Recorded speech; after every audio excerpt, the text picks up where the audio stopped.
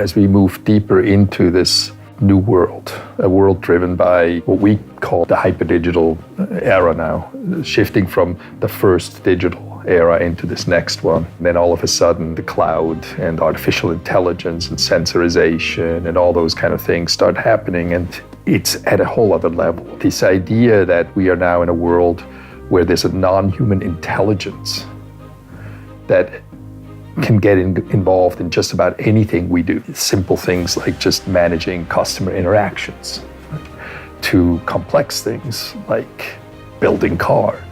Or companies, the challenge is at what rate and at what level do we have to move in these directions?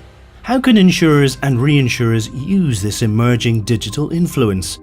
At what rate and level should life and health move in this direction?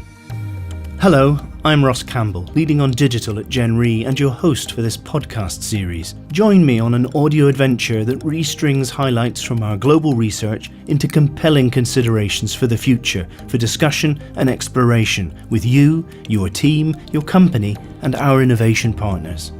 Episode 4 of 10. We're increasingly seeing that the physical world and the digital world or the virtual world are increasingly now blending.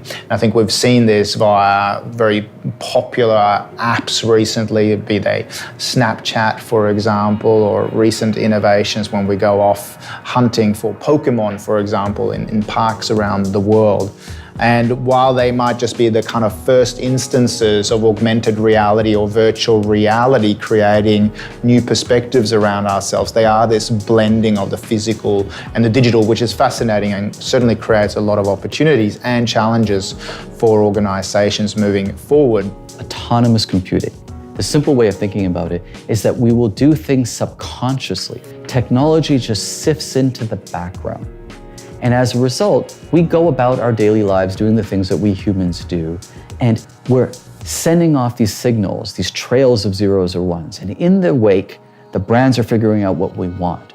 So instead of having banking in your pocket where you have to actually pursue a transaction, the banking happens with the phone remains in your pocket. So many of these autonomous things that happen is the world rearranging itself around you to make your life more frictionless. So that's one big extreme around how technology is going to make our lives just more seamless and frictionless and really know us.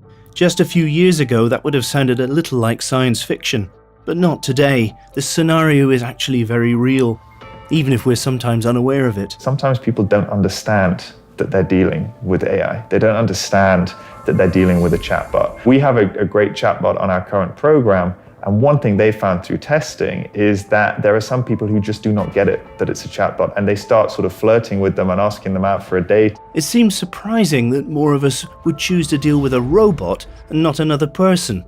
But here's some reasons. Consumers are more ready than what we think they are. So we did some research a couple of months ago to consumers, so 500 consumers in Australia, on their interest or use of virtual assistants. So we had 78% of the 500 people we interviewed said that they were very open and willing to interact with a chatbot or a robot. A third of them said that they would actually prefer to speak to a machine than to a human. Increasingly, there's a distrust at the consumer level of insurance and financial services players. Millennials who grew up and had their first jobs just at the time of the global financial crisis, there's this fundamental lack of trust. And they're starting to trust neobanks, they're starting to trust insurtechs, fintechs, more than they would established brands. They are trusting artificial intelligence like acorns more than they would their financial advisor, who might have been the curator of advice when it comes to insurance once upon a time. If I can buy something without talking to a human being, I probably will. And it's a time thing as well. Another just sort of a bit of a tangent. In our mainland China business, where we've done a lot of sort of small ticket digital sales, we find that 50% of these sales happen outside of what one would consider normal office hours. So after 6 p.m. to 8 a.m., about 50-55% of our sales occur at that time, and then weekends as well. So there's a time of day convenience element to it as well. Oddly enough, it's this new power of the machine that could mean insurance can present a more helpful and human-centric offering than it can today. If you talk to people building robo-advice systems, what they do, and I didn't know this until I sat down and spent some time with them, is they run multiple versions of their website live all the time. So when someone's going online doing something with robo-advice, they'll have 3 or 4 different versions, and they'll be adjusting them as people start doing things. So they adjust some of the questions and answers on another website that's live while someone's responding to this one to see which one gets a different type of response. So it's almost like live experimentation. And for them, as they're trying to refine their model, it makes a lot of sense to do it that way. So their R&D is real time and it's continuous. I don't see quite how we can grab that thinking, but there is something about that which says there must be a smarter way for us to learn on the job than we've done in the past. You no longer need to have huge call centers. You can put this into, fantastically interactive Q&A that can get people answers quickly, or you can put it into online chat-based delivery. But the next step is how can we deliver this through VR? How can we deliver this entirely automated through chatbots? How can we learn based on the experience of one person that's interacting with a chatbot to give multi-answers to multi-people instantly, and then to effectively deliver better answers based on what we have in the back end?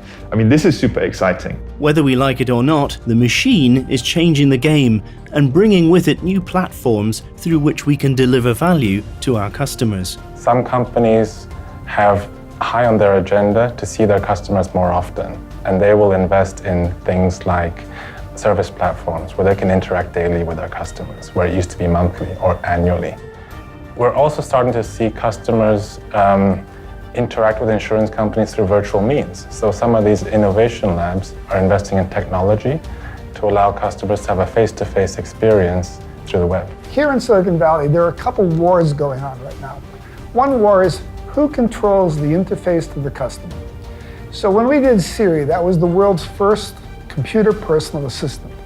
That was a way to begin to create an artifact that would be your artifact, your avatar, that would represent you and be personalized to you. And all the big companies, Amazon, Google, Apple, Samsung now, they all are trying to own that avatar, your avatar. So every time you want something, you go through that interface.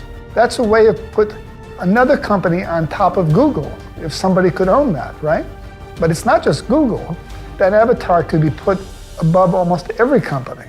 So there's a battle, there's a war going on to see if this avatar can become your personal buddy. There is definitely an evolution coming around user interface, switching from visual to an auditory interface, and I think it's actually coming faster than we realize. So there's actually pretty strong pressure. If you look at what's invested in a high-quality visual user interface, and if you look at how easy it is to get certain complicated tasks done without it, just through audio. If you want to book an appointment, you use Outlook maybe, or Apple Calendar. Someday take the time to count how many clicks it takes with your mouse and your keyboard to create that appointment. It's actually shocking. It's incredible. The click count on that is probably one of the biggest tasks, and you do it a lot, right? Now compare that with the happy path of creating an appointment with Siri or Alexa or any of these other, like Google Home. It's actually really simple. If I were the leader of an insurance company and I would see Amazon Echo, probably my first intuition wouldn't be that's really important to us. Probably not. But I would encourage a leader of an insurance company, or any company actually for that matter, when something like that pops up, when a non-screened digital device shows up in the homes of my constituents, my customers, I need to take a look at that and need to think about, even though I'm in the business of insurance or of cars or whatever, pick it, in education. What does that thing mean to me? The interface with the customer is so critical, particularly now because we engage with products and services so differently than we did before. Is there even a future for intermediated sales when more people like to self-serve and base their choices on peer review? How long before people expect to yell, "Hey Alexa, apply for life insurance"? The interface for insurance largely currently is the advisor, and that's a good thing. The ultimate interface for people is other people. There is no better interface design than that. So when we think about interfaces for the future, might we think beyond the app? Might we say, how can we use technology to enable smarter conversations in a person-to-person context? Are we thinking about disrupting insurance as getting rid of the advisor, or enabling the advisor to be smarter and to enable better meetings when they do happen with people? One of the slogans associated with digital innovation is putting the customer at the center. In reality, how can this be made to work? In our technology, we can have a customer, a human, interacting with a robot or a machine. But ultimately, we would like the customer to also have a machine or their own personal virtual assistant that interacts with the enterprise's machine, so that the humans don't actually need to be involved in, say, the purchasing of the life insurance.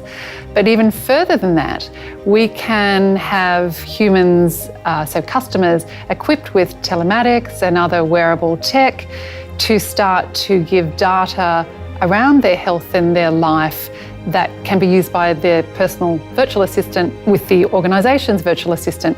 And a lot of these interactions can be done without humans being involved, with the view that we are all trying to make humans more healthy.